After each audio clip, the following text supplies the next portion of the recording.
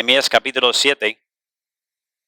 Y mientras que lo estás buscando, quizás algunos han tenido alguna historia como la mía. Yo me acuerdo cuando yo era adolescente, fuimos a un parque.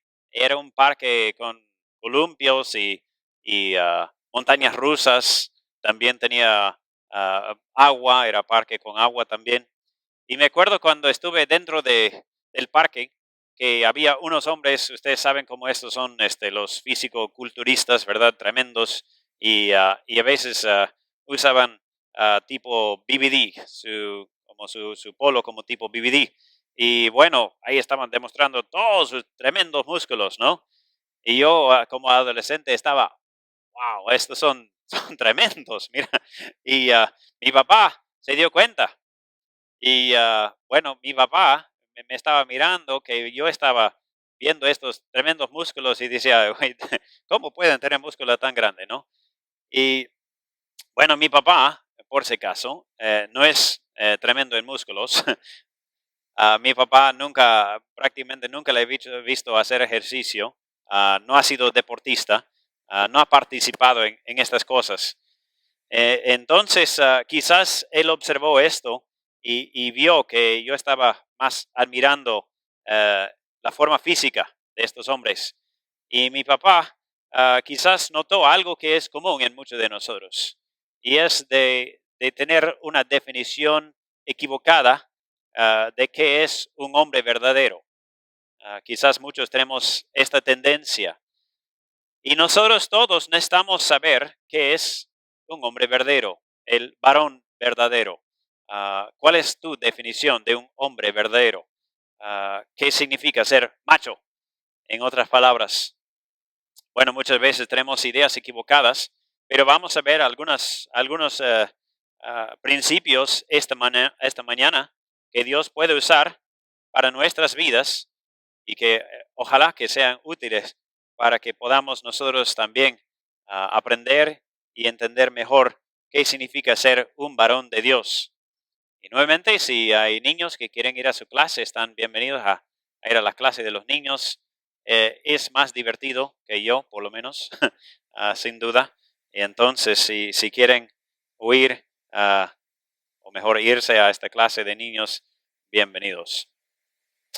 Bueno, vamos a mirar aquí en Nehemías capítulo 7 y vamos a tratar de entender algo acerca de los varones, acerca de qué significa ser un hombre verdadero, un hombre de verdad.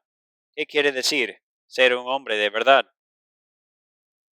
Bueno, acompáñame. Nehemías capítulo 7, vamos a leer desde el versículo 1. Dice: luego que el muro fue edificado y colocadas las puertas y fueron señalados porteros y cantores y levitas, mandé a mi hermano Anani y a Ananías, jefe de la fortaleza de Jerusalén, porque este era varón de verdad y temeroso de Dios más que muchos. Y les dije: no se abran las puertas de Jerusalén hasta que caliente el sol. Aunque haya gente ahí, cerrad las puertas y atrancadlas. Y señalé guardas de los moradores de Jerusalén, cada cual en su turno, y cada uno delante de su casa, porque la ciudad era espaciosa y grande, pero poco pueblo dentro de ella, y no había casas reedificadas. Es palabra del Señor. Vamos a orar, por favor. Padre, te damos las gracias por el privilegio de estudiar tu palabra esta mañana. Padre, ayúdanos a entender más acerca de las prioridades no que tenía el mundo, no las prioridades que tiene nuestros vecinos o nuestros prójimos ni nuestras familias, pero ayúdanos, por favor, Padre, a entender más las prioridades tuyas, en qué te fijas. Y Padre, te damos las gracias que nosotros podemos acercarnos a ti, acercarnos a tu palabra, confiadamente sabiendo que tu Espíritu Santo también obra a través de tu palabra. Que tu palabra es poderosa, que tu palabra es fuerte, que tu palabra nos puede transformar y cambiar. Y Padre, también te ruego por los que no están hoy. Algunos están quizás en pecado, algunos están en problemas espirituales, algunos se han alejado de ti. Y oramos, Padre, que tú avivas sus corazones.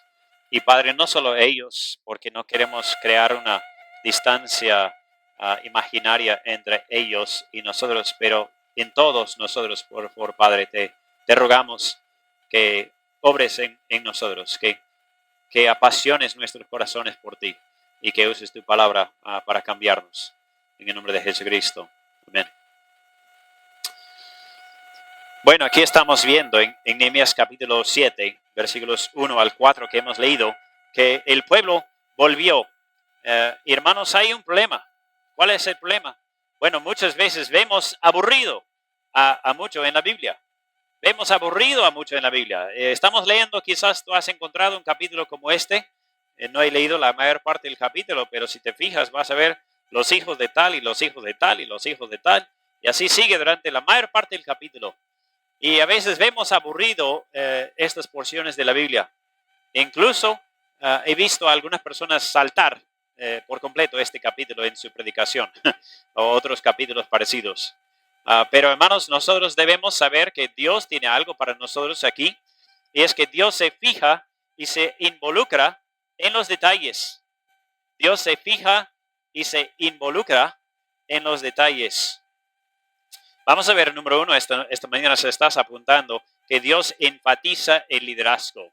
Dios enfatiza el liderazgo. Estamos viendo acá en Nehemías capítulo 7, pero hermanos, hemos estudiado también el libro de Esdras, ¿verdad? En Esdras hemos visto dos líderes, Zorobabel y Esdras, y ahora estamos viendo otro hombre, Nehemías.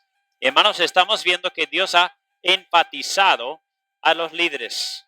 ¿Y qué ha hecho Nehemías? Bueno, él es el líder en la mayor parte de este libro, pero como dice aquí, luego que el muro, estoy en versículo 1, luego que el muro fue edificado y colocadas las puertas y fueron señalados porteros y cantores y levitas, ¿qué hizo?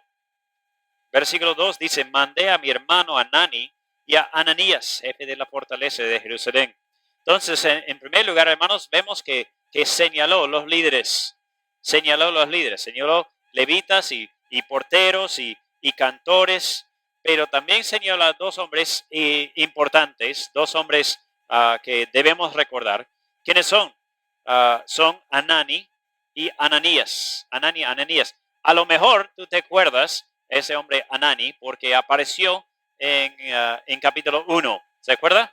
Nehemías era un trabajador, era el copero del rey. Y dice, de un momento a otro, se encontró con un hombre que se llama Anani. Y Anani es quien le dio el informe.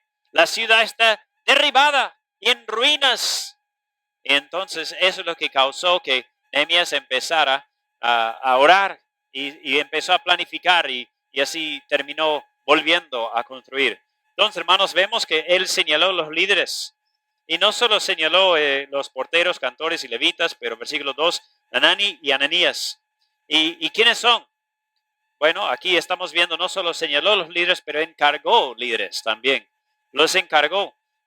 Podríamos decir que usó la delegación.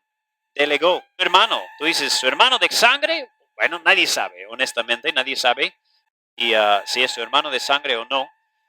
Pero o es su paisano, su primo, quién sabe, o su hermano de sangre. Ananías. Bueno, nota aquí lo que dice, versículo 2. Es jefe de la fortaleza de Jerusalén. Entonces, ¿qué fortaleza? Bueno, es la misma palabra que se refiere a posiblemente el tabernáculo. Entonces, aquí es un hombre que ya tiene un encargo. Aquí es un hombre que ya tiene una posición de importancia. Pero hermanos, aquí también encontramos que es un hombre que va a recibir aún más encargo todavía. Y lo siento por el sonido, ojalá que no les esté molestando mucho. Tenemos que ver qué es lo que sucede con nuestro sistema. Pero hermanos, aquí encontramos que dice, ¿qué tipo de hombre era? Versículo 2, nota conmigo por favor.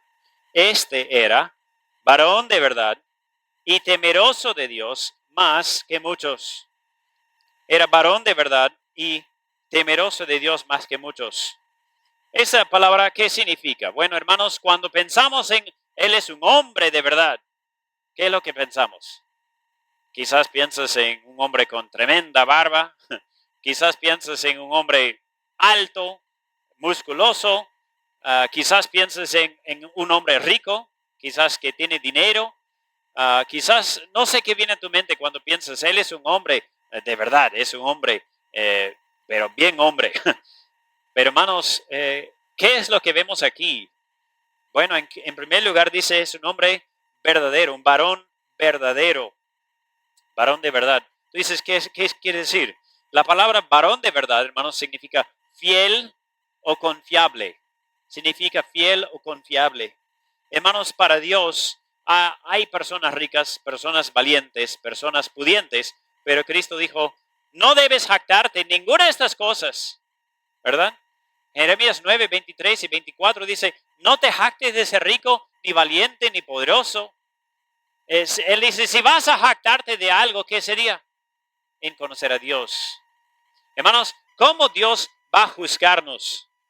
Hermanos, al final de todo, créeme por favor, al final Dios no te va a decir, debías pasar más tiempo en tu oficina, ¿verdad? Debiste ganar más dinero. Quizás Dios no va a decir a ninguno de nosotros, debiste construir una casa más grande. Entonces, hermanos, ¿cómo Dios nos va a juzgar? ¿En qué manera? Hermanos, yo creo que Dios va a decir, buen siervo y fiel. ¿Te das cuenta? ¿Qué es lo importante para Dios? Es la fidelidad. Y hermanos, muchas veces eso me ha traído consuelo. ¿Por qué? Porque a veces estoy trabajando y estoy esforzándome, estoy tratando de hacer todo lo posible y no veo muchos resultados. Quizás a veces nosotros salimos y tocamos puertas y durante la pandemia hemos predicado a miles de personas y después los resultados, ¿dónde están? ¿Dónde están? Uno dice, pero Señor, tu palabra dice que la Biblia no vuelve vacía. Bueno, uno, el tiempo no ha terminado. Pero dos, hermanos, Dios no me va a juzgar por los resultados. ¿Por qué? Porque Él es quien va a dar los resultados. La cosecha es de Él. El fruto viene de Dios. ¿Qué tengo que hacer yo? ¿Qué tienes que hacer tú? Ser fiel. Ser fiel. Ahora, quizás tú digas, bueno, yo no soy predicador, entonces estoy libre. No. Tú tienes que ser fiel en cualquier lugar donde Dios te ha puesto. Si eres madre y trabajas en la casa, ese es un trabajo importante. Y tú debes ser fiel en honrar a Dios en tu casa. Quizás eres un hombre, tienes negocio, debes ser fiel. ¿En qué sentido? En que debes mostrar el carácter de Dios, en que debes ser honrado en todo lo que hagas. Debes ser un hombre íntegro, fiel, confiable. Hermanos, muchas veces nosotros vemos la fidelidad en lo que hacemos con lo que está en nuestros bolsillos. ¿No es cierto? Dios sabe a quién puede confiar su dinero, ¿no? He escuchado, hermanos, de personas que dicen, mira, yo gano tan poco, yo gano 600 soles al mes, ¿cómo podría ofrendar a Dios? Entonces la persona dice, gano tan poco que no puedo ofrendar. Y otra persona dice, yo gano 6,000 o 10 o 20,000 por mes, gano tanto, ¿cómo podría dar diezmo? ¿Se dan cuenta por un lado o por el otro? Entonces, hermanos, Dios sabe a quién puede entregar los tesoros que Él tiene. La Biblia dice en 2 Timoteo 2, 1 y 2, 2 Timoteo 2, 1 y 2, aquí está escribiendo el apóstol Pablo, y dice, tú pues, hijo mío, esfuérzate en la gracia que es en Cristo Jesús. Lo que has oído de mí ante muchos testigos, esto encarga a hombres fieles, que sean idóneos para enseñar también a otros. Hermanos, ¿sabe qué? Cada iglesia debe tener esto como su forma de trabajar, ¿verdad? Su filosofía, ¿qué debe ser? Encargar la sana doctrina a hombres y mujeres que sean fieles. Que sean fieles específicamente ¿en qué? En enseñar a otros. En enseñar a otros, ¿no es cierto? Hermanos, una pregunta. Si uno de los líderes aquí está pensando, yo voy a discipular a alguien, está buscando una persona fiel, ¿va a pensar en ti?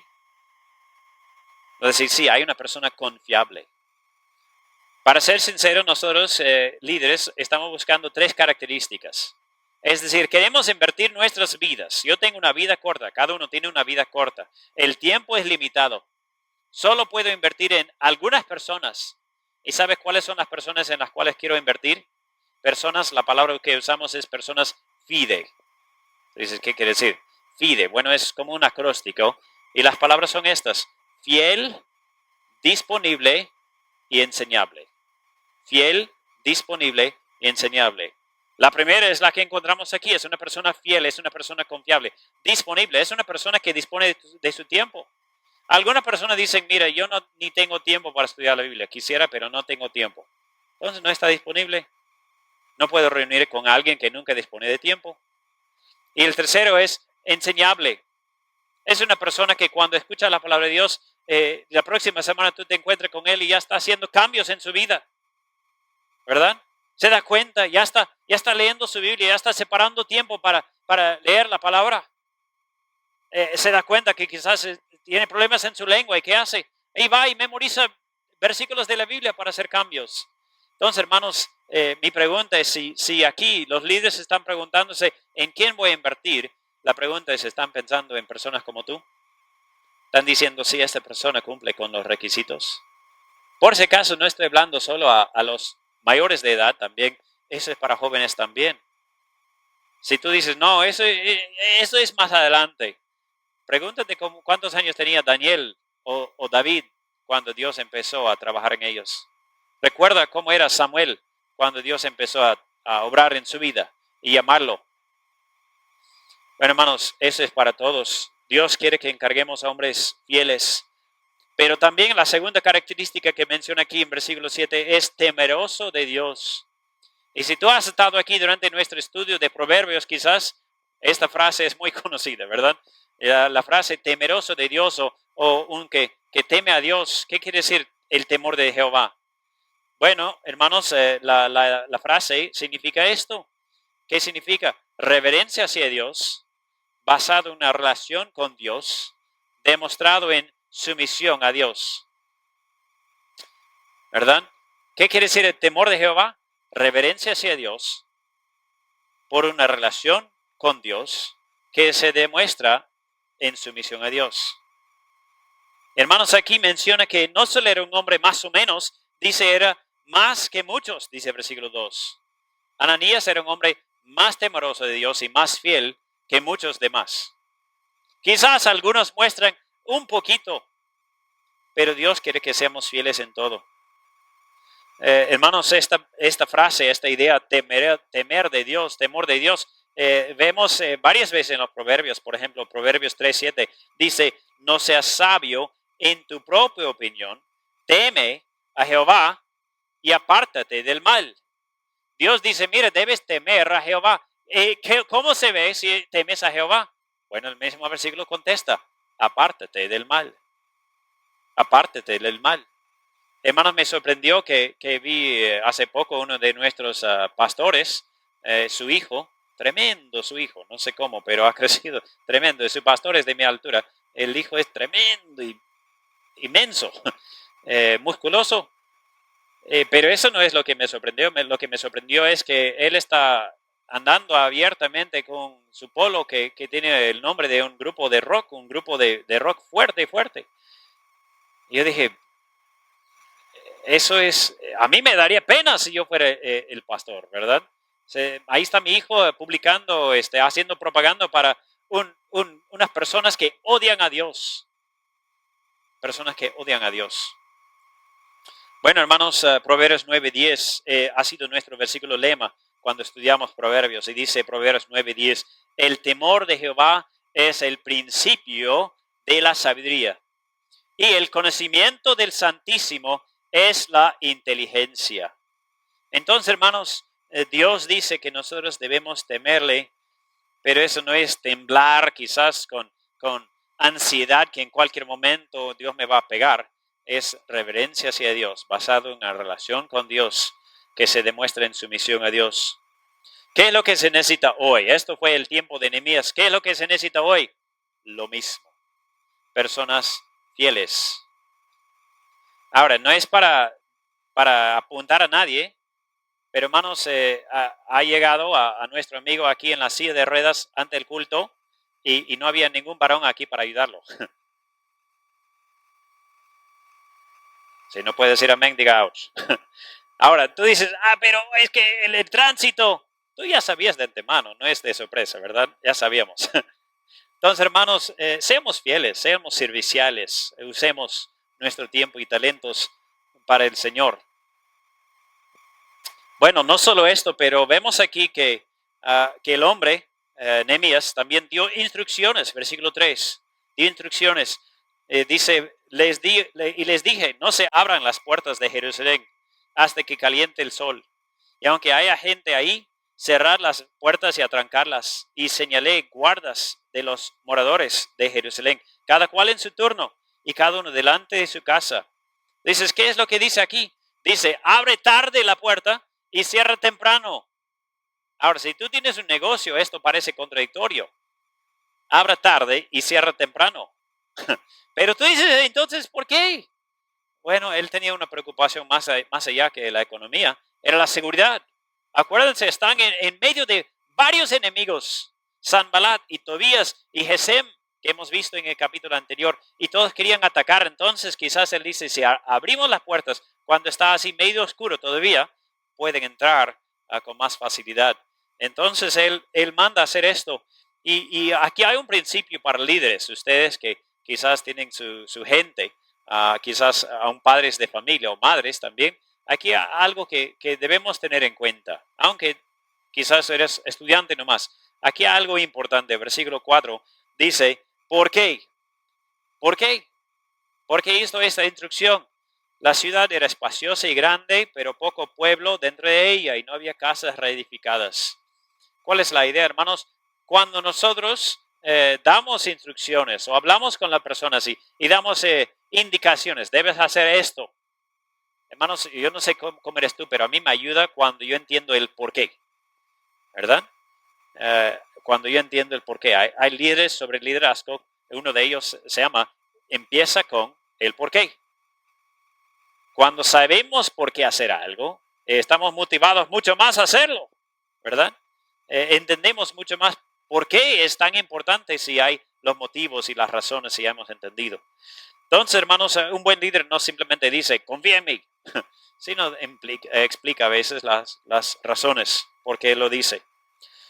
Hermanos, aquí encontramos que él tenía personal, había personal que menciona guardia, ¿verdad? Personas que tenían que mirar eh, las puertas y no solo las puertas, pero hasta sus propias casas, por si acaso si entran adentro y hay que detectar los enemigos. ¿Cómo se aplica esto en el Nuevo Testamento? Que debemos cuidar la ciudad, que debemos estar vigilando no solo en las puertas, pero adentro. ¿Alguna conexión con el Nuevo Testamento? Bueno, para mí hay una conexión clara en Hechos 20, versículos 28 a 30. Hechos 20, versículos 28 a 30. Es lo que dijo el apóstol Pablo. Por tanto, mirad por vosotros y por todo el rebaño en que el Espíritu Santo os ha puesto por obispos para apacentar la iglesia del Señor, la cual él ganó por su propia sangre. Porque yo sé que después de mi partida entrarán en medio de vosotros lobos rapaces que no perdonarán al rebaño. Y de vosotros mismos se levantarán hombres que hablen cosas perversas para arrastrar tras sí a los discípulos. ¿Qué es lo que dijo el apóstol Pablo? Van a entrar lobos. Pero algo acá interesante de estos lobos. Si nosotros estamos dentro de un redil, ¿verdad? Un corral. Estamos protegidos y las ovejas están adentro y miramos afuera. Hay lobos, no van a salir. Pero ¿qué tipo de lobo es? Eso no es uno que viene por afuera atacando. ¿Qué tipo de lobo es? Es un lobo vestido de oveja y entrará en medio de vosotros, ¿verdad? El momento que menos esperas, hay uno de tus ovejas, resulta no ser oveja, resulta ser lobo. Ahora, hermanos, eso es algo, es una alegoría, obviamente. Un pastor, como dice Juan capítulo 10, conoce sus ovejas. Pero hermanos, en la Biblia nos muestra que muchas veces entran falsos maestros. Hermanos, aquí ellos tenían que estar atentos a lo que sucedía no solo en las puertas, pero adentro también. Ten cuidado. Quizás algunos están aquí y dicen, ¿y qué de esta persona? ¿Es bueno, es confiable? Bueno, ojalá que sí. Pero hermanos, siempre debemos estar atentos. Quizás Dios te lleve en algún momento a otra ciudad y te animo, ten cuidado. Ten cuidado, ¿por qué? Porque dentro de muchas iglesias hay lobos. Y nosotros hemos visto muchas iglesias divididas. ¿Por qué? Porque uno de los líderes dice, no, yo quiero hacerlo de otra manera, y de pronto hace una rebelión, un motín contra el pastor y lleva a su pueblo y lleva a su grupo. Y eso obviamente no es de Dios. Bueno, vamos avanzando rápidamente, hermanos, y no se preocupen, en los versículos 5 hasta el 65 no vamos a ver en tanto detalle, pero hermanos, de todos modos, aquí hay algunas cosas que debemos entender. Número 12 en su hoja, Dios se fija en el pueblo. Hemos hablado, hermanos, un poquito de las prioridades que tenemos como el mundo, como personas normales, naturales aquí viviendo. Pero, hermanos, vemos que Dios tiene otras prioridades. Número 1, Dios enfatiza el liderazgo. Número 2, Dios se fija en el pueblo. Mira versículo 5, dice, entonces puso Dios en mi corazón que reuniese a los nobles y oficiales y al pueblo para que fuesen empadronados según sus genealogías. Y hallé el libro de la genealogía de los que habían subido antes y encontré en él escrito así. Hermanos, aquí han pasado algo de 80 años desde que el primer grupo entró. Y si quieres mirar, puedes volver a fijarte en Esdras capítulo 2 y vemos, es casi idéntico a este capítulo. Así nombre por nombre, número por número, casi idéntico. Y tú dices, ¿por qué? Bueno, hermanos, para ellos era importante recordar quién es parte del pueblo de Dios. ¿Quién ha sido, digamos, un fundador, un miembro fundador? Pero hermanos, aquí estamos viendo en primer lugar que Dios movió a Nehemías. Dios lo movió. Ahora, tú dices, pero ¿por qué tuvo que enfatizar esto? ¿Alguien puede imaginar por qué? Lo que vino a mi mente era lo que pasó en el tiempo de David. ¿Qué hizo David? A ver, vamos a enumerar el pueblo. A ver, tú, por allá, por allá, por allá. Va, tráeme los números. ¿Cuántos somos? ¿Qué hizo Dios? Dios dijo, ¿tú quieres fijarte en números? A ver, vamos a reducir tus números. Y Dios mandó un ángel y mató 70,000 personas. ¿Se acuerdan? Dice, ¿por qué? Porque aparentemente, hermanos, no tenemos todos los detalles, pero aparentemente David estaba fijándose más en la cantidad de personas, en su ejército, en la fuerza física que tuviera. Y por eso Dios dijo, bueno, si tú quieres fijarte en la fuerza, te voy a mostrar fuerza. Y Dios lo castigó. Entonces, Nehemías dice, mira, eso no es que yo quería hacerlo, sino Dios me movió para enumerar el pueblo y Dios me ayudó a encontrar el libro. Y hermanos, así que fueron empadronados, como dice el versículo. Y de hecho, cuando yo escucho esta palabra, no es una palabra que usamos tan comúnmente hoy, ¿no? Empadronar. Quizás en algún programa del Estado, etcétera. Pero hermanos, el versículo que viene a mi mente está en Lucas 2, cuando José y María tuvieron que volver a Belén para ser empadronados, ¿no es cierto? Y fueron empadronados. Y tú dices, ¿y por qué? Bueno, había un gobernador, tal como en este caso, había un gobernador que quería ver cuántos son y cómo es. Entonces tuvieron que volver a su ciudad de nacimiento, su ciudad de sus antepasados. Entonces volvió a Belén. Y en Belén es donde nació nuestro Señor Jesucristo, ¿verdad? Nació en Belén. Dices, ¿por qué? Bueno, hermanos, por si acaso, en Miqueas 5:2 hay una profecía. Y Dios dice, en Belén, Éfrata, tiene que nacer el Mesías. Y por si acaso eso es aún antes de Nehemías. Aunque viene al final de la Biblia, esto ocurrió antes. Hermanos, aquí estamos viendo que Dios lo ha planificado todo. Ha planificado no solo construir su pueblo, pero vender su pueblo en cautiverio. Y no solo darlos en cautiverio, pero también traerlos de nuevo. Y no solo traerlos de nuevo, pero restablecerlos para que el Mesías pudiera nacer en este lugar prometido. Así que Dios va cumpliendo con su profecía, con su palabra. Aquí nota, hermanos, que dice, entonces puso Dios en mi corazón. Entonces, ¿qué significa esto? Bueno, nota que él no dice, Dios me dio un sueño, Dios me dio una visión. No dice, yo escuché una voz del cielo diciendo, empadrona tu pueblo. Dios movió mi corazón. Y tengo una pregunta para cada uno de nosotros. Y la pregunta es, ¿tú eres sensible al movimiento de Dios? Hermanos, nosotros entendemos, enseñamos que la Biblia es completa y es segura. La Biblia dice en Hebreos capítulo 1 que antes, Hebreos 1, versículos 1 y 2, dice, antes Dios habló por muchas maneras a muchos profetas y muchos líderes, pero ahora nos ha hablado por su Hijo.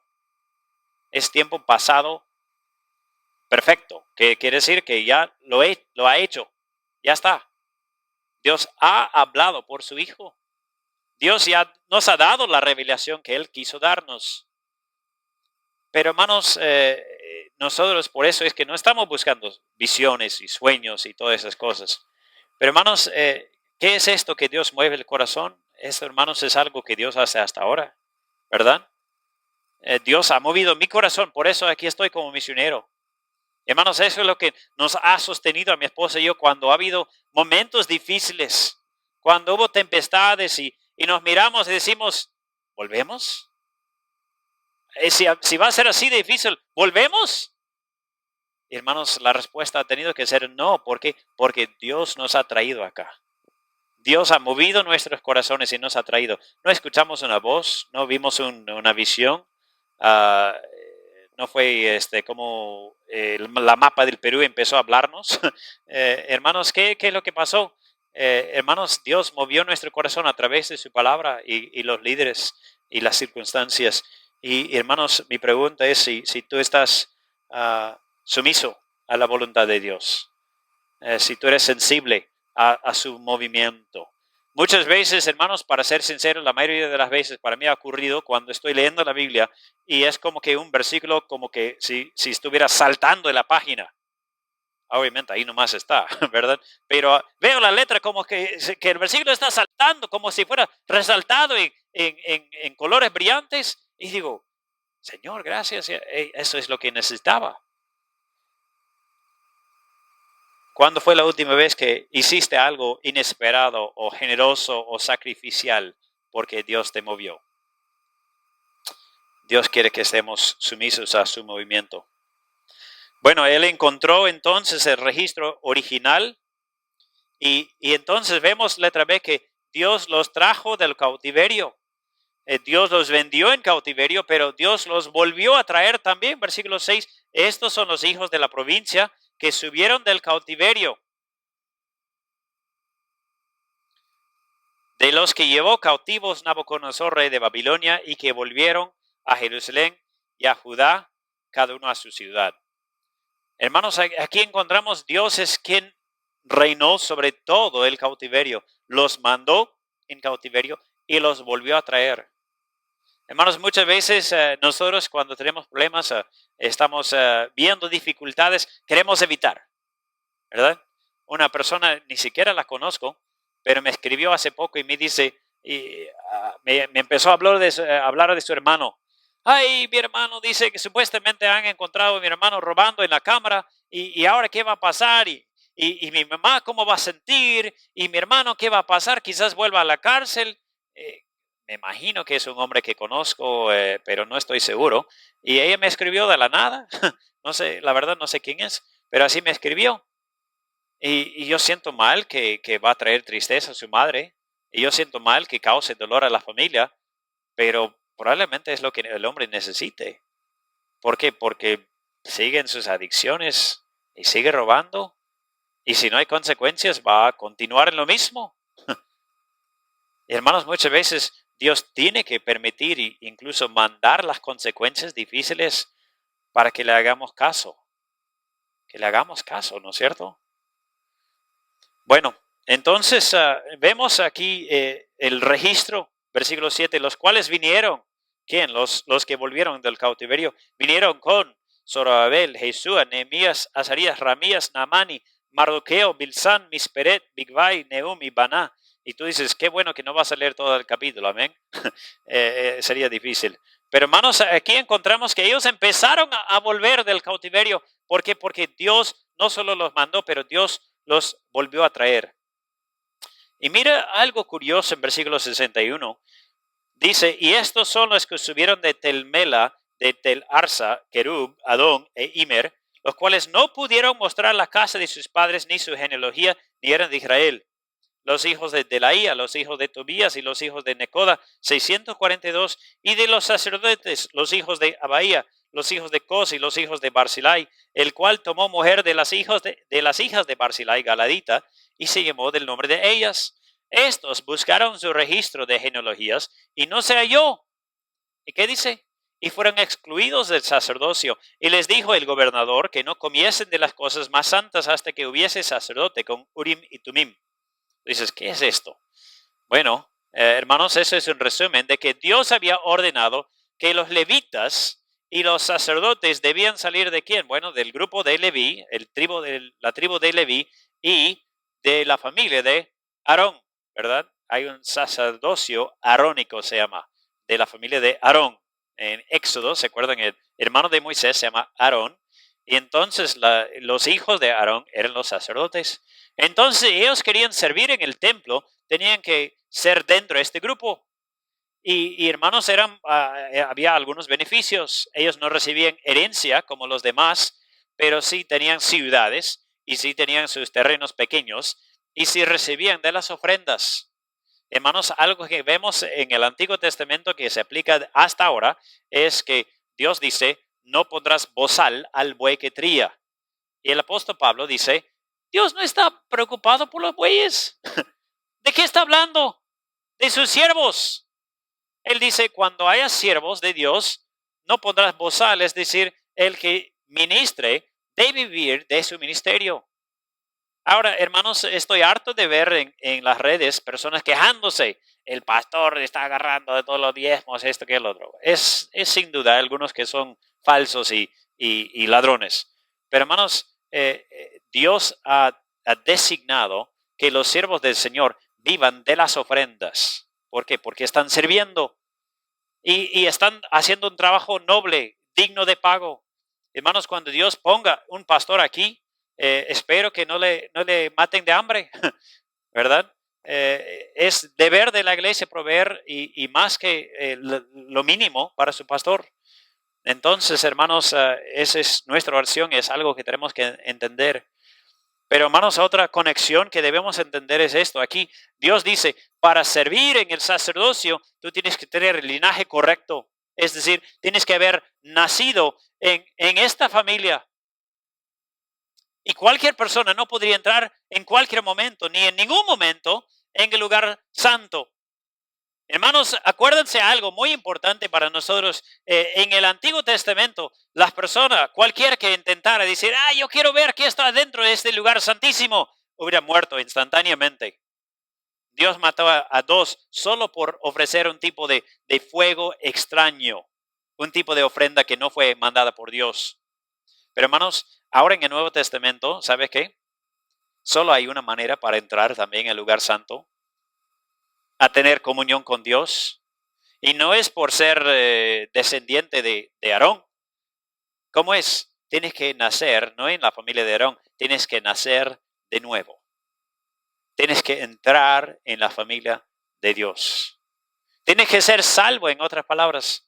Cristo dijo en Juan 3:5, de cierto te digo, que el que no naciere de agua y del Espíritu, no puede entrar en el reino de Dios.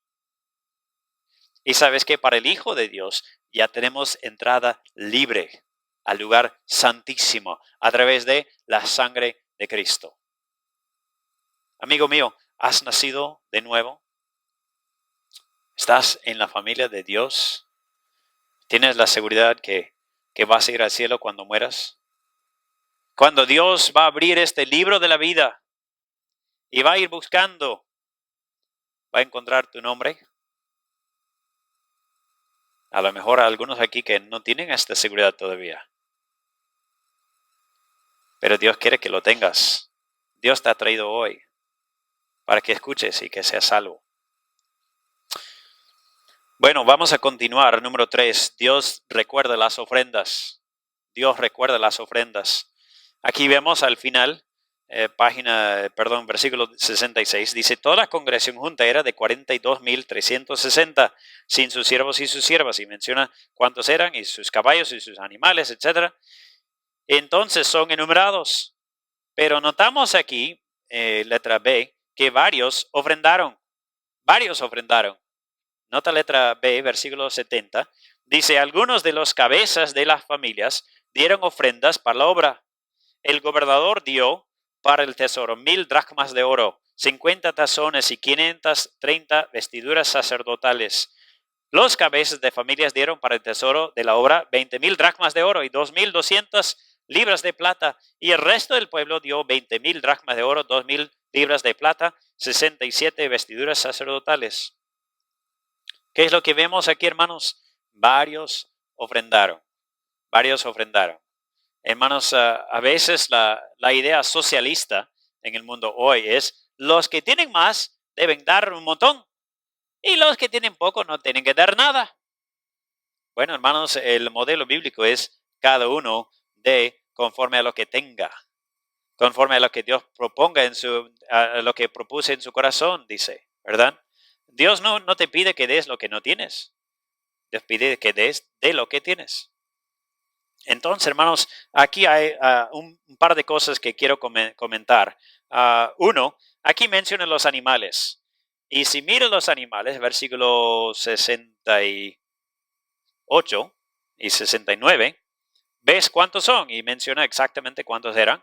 Y eran un aproximado de 8,000. Y tú dices, bueno, ¿qué importa? Bueno, el número de los ciudadanos era algo de 42,000. O es decir, había más o menos un animal que se podría montar, como caballo o camello, uno para cada 5 personas. ¿Qué es lo que nos está enseñando? Eso no es un pueblo rico. Eso no es un pueblo pudiente económico. ¿Qué tipo de pueblo es? Bueno, es un pueblo que está retornando el cautiverio, está saliendo de esclavitud prácticamente, y entonces no tienen mucho, pero aún así están dando a Dios. Hermanos, me hace recordar en el Nuevo Testamento, cuando había en 2 Corintios 8 y 9, había un pueblo que estaba sufriendo y no tenían suficiente, y ellos mismos están padeciendo, y dicen, y rogaron al apóstol Pablo que podrían mandar ofrenda para los santos en Jerusalén. Danos el privilegio, danos el gozo. Hermanos, muchos de nosotros no tenemos esa mentalidad, ¿verdad? No estamos rogando, Dios, permíteme dar algo aunque sea. Bueno, es un buen punto, pero algo más que quería notar esta mañana es que aquí vemos, dice el gobernador en versículo 70, pero aparte de esto, no menciona ningún nombre. No menciona ningún nombre. En algunos casos, hermanos, personas, incluso algunos de ustedes han venido de otras iglesias y han mirado y dicen, ¿y dónde está el sobre para la ofrenda? A veces miran atrás y dicen, ¿y dónde está el cuadro? ¿Dónde está el informe de quién ha dado y quién no ha dado? Y les he dicho siempre lo mismo. Nunca ha habido y nunca habrá. ¿Por qué? Bueno, hermanos, y note lo que dice, si quieres, Mateo 6, 3 a 4. Mateo 6, 3 a 4. Mas cuando tú des limosna, no sepa tu izquierda lo que hace tu derecha, para que sea tu limosna en secreto. Y tu Padre que ve en lo secreto te recompensará en público. Ahora, entonces, Dios dice, ni tu derecha debe saber qué tu izquierda hace. Entonces tiene que meterlo en el bolsillo, ya, ¿no? Que no ve. No, no es así, ¿verdad? Es decir, que debe ser un secreto. Nadie debe saber. No estemos buscando aplauso del hombre por nuestras ofrendas, ¿verdad? Y algunos me han dicho, pero ¿sabes qué? Si nosotros así tenemos así un informe, quién ha dado y cuánto ha dado y todo, más personas estarían dando. Hermanos, yo tengo una meta mucho más grande que haya más ofrendas. Mi meta es que agrademos a Dios. Amén. Queremos agradar a Dios. Y hermanos, mucho más importante que alguien me aplaude por mis ofrendas, mucho más importante es que Dios me aplaude algún día. Que sea el agrado del Señor.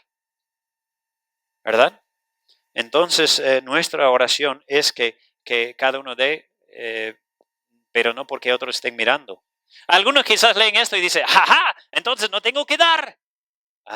Creo que has perdido el punto. ¿Cuál es el punto? Dios está mirando. Es más importante, ¿verdad? Dios está mirando. Y si tú dices, bueno, es que nadie va a saber. Dios sí sabe. No, pero aquí nadie va a saber. Nuevamente, la recompensa que Dios te va a dar es mucho más que cualquiera aquí te puede dar. Te aseguro.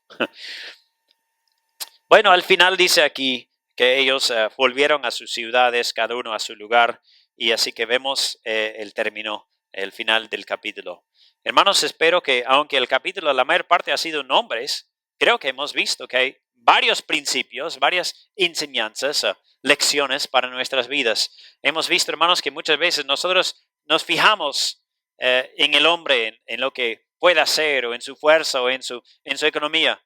Pero Dios se fija en otras cosas, se fija en su fidelidad, se fija en los líderes y cómo delegan a otros, se fija en las mismas personas y sus nombres. Y cada vez cuando leas algún capítulo que tiene un montón de nombres y tú te dices, este es tan aburrido, recuerda algo, recuerda que Dios se acuerda de ti también. Dios sabe tu nombre, no sabe solo el nombre, pero cada uno de tus cabellos también, dice la Biblia. Entonces, hermanos, espero que ha sido de ánimo para cada uno y que podamos buscar agradar a Dios en nuestras vidas. Vamos a orar, por favor. Gracias, Padre, te damos por tus bondades y misericordias. Gracias aquí por el capítulo 7 de Nehemías que hemos podido estudiar. Gracias, Padre, que tú nos muestras que es un varón de verdad. En otras palabras, ¿cuáles son tus prioridades? ¿En qué te fijas? Y Padre, ayúdanos a recordar que tú te fijas en los líderes y que seamos líderes fieles y temerosos de ti. Padre, tú te fijas en tus hijos y conoces a cada uno de nosotros por nombre. Y Padre, tú te fijas también en nuestra fidelidad aún con las ofrendas y diezmos, porque Padre, tú eres el único que importa. No importa qué piensen o qué digan los demás. Y Padre, queremos agradarte también en esta área de las ofrendas. Te damos las gracias en el nombre de Jesucristo. Amén. Borromini